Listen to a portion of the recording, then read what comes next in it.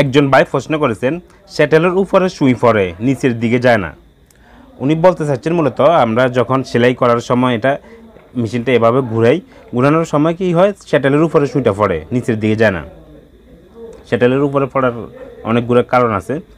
1 নম্বর কারণ হচ্ছে আপনার সুই যখন লাগাবেন, আপনি 14 নম্বর সুই লাগাবেন, ম্যাক্সিমাম 14 নম্বর লাগালে হবে।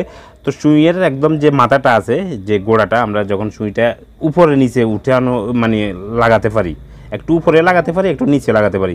তো আপনি কী করবেন, একদম সর্বোচ্চ যতটুকু উঠে, ঠিক আছে, উঠার বাড়তে কিন্তু উঠবে না, এখানে একটা বাধা আছে, এর উপরে কিন্তু আর উঠবে না। এখানে দেখতেছেন আমি ইচ্ছা করলেও এর উপরে আর উঠাতে পারবো না।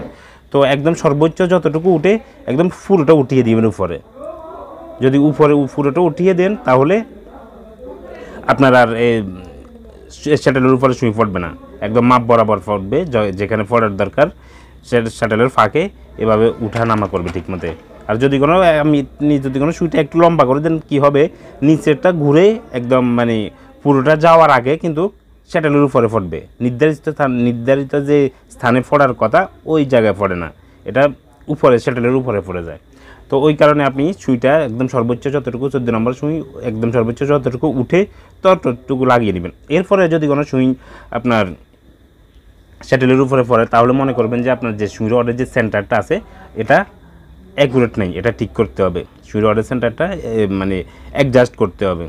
তো সুই রডের সেন্টার কীভাবে অ্যাডজাস্ট করতে হয় আমার এই চ্যানেলে ভিডিও দেওয়া আছে, আপনারা ওই ভিডিওটি দেখে এই সুই রডের সেন্টারটা অ্যাডজাস্ট করে নেবেন, তাহলে আপনার এই সমস্যার সমাধান হয়ে যাবে। আপনার আর মিস্ত্রির কাছে যেতে হবে না, আপনি নিজেই সেন্টারটা ঠিক করে নিতে পারবেন। আমি যতগুলো ভিডিও দিছি সবগুলো কিন্তু আপনারা ঘরোয়াভাবে নিজেরাই ঠিক করতে পারবেন, এমন ভিডিও আমি তৈরি করে দিই আপনাদেরকে। আপনারা নিজের সেলাই মেশিন নিজেই ঠিক করতে পারেন, যেহেতু ওইভাবে আপনাদেরকে আমি ভিডিওগুলো তৈরি করি। ধন্যবাদ। আসসালামু আলাইকুম।